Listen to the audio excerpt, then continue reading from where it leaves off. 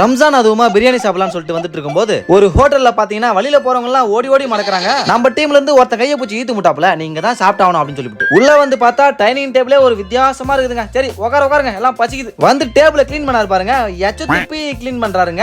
இந்த ஹோட்டல்ல தண்ணிக்கு ரொம்ப பஞ்சமோ, ஐயோ கன்றாவி. அதுக்கப்புறம் ரொம்ப பெரிய பெரிய இலையா வச்சாங்க. ஏங்க என்னங்க இலை இது அப்படின்னு கேட்டதுக்கு, இது புங்க இலை, இதுல துண்ணா நல்லா இருக்கும் அப்படின்ட்டாங்க. சரி போங்க போங்க முத பிரியாணி எடுத்துவாங்க. நாங்க வந்து பக்கெட் பிரியாணி கேட்டோம். எங்க பாத்ரூம்ல கந்த பக்கெட்டியான்னு தெரியல, அதுல போய் பிரியாணி அள்ளின்னு வராரு. இவரு பிரியாணி பரிமாற ஸ்டைல பாருங்களேன், வாரி வாரி கண்ணு மூஞ்சி மேலே அடிக்கிறாரு. எனக்கு வேற கொஞ்சம் கொஞ்சம் கண்ணுலாம் வேற எரிஞ்சிச்சுங்க. பட்டை கிராம்பு மசாலாலாம் அதிகமா போட்டாங்க போல. திடீர்னு கவிஞா டே நான் ஸ்வீட் இருந்தா தானே துண்ணுவா அப்படின்னு ஏங்க கொஞ்சம் அந்த ஸ்வீட் கொஞ்சம் எடுத்துனுவாங்க. அவர் எடுத்துன்னு வந்து வச்சாரு பாருங்க ஸ்வீட், இலையோட பெருசாகுதுங்க அந்த ஸ்வீட். கட்டங்கட்டமா இருக்குது. ஏங்க இது என்னங்க ஸ்வீட் அப்படின்னு கேட்டதுக்கு, டே கட்டங்கட்டமா இருக்கும்போது தெரியல இது மைசூர் பாக்கு அப்படின்றாரு. மைசூர் பாக்காடா இது? கவினி லைட்டா அந்த ஸ்வீட்டை நக்கி பார்த்துட்டு ஒரு மாதிரி கரகரன்னு இருந்தது. டே பையா இது செங்கல்ரா அப்படின்னு சொன்ன உடனே, எனது செங்கலா? ஏப்பா ஓனர் எங்கப்பா? ஓ இவங்க தான் ஓனரா? என்ன மேடம் ஸ்வீட்டை கேட்டா செங்கலை கொண்டாந்து வைக்கிறீங்க அப்படின்னு கேட்டதுக்கு, எங்க ஹோட்டல்ல இப்படிதான் பில்ல கட்டு கிளம்பு அப்படின்னாங்க. பில்லு கட்டணுமா? பில்லே கட்ட மாட்டோமே நாங்களாம், அப்படியே ஓடி போட்டுமே. ஹாப்பி ரம்ஜான் குருவிஸ்.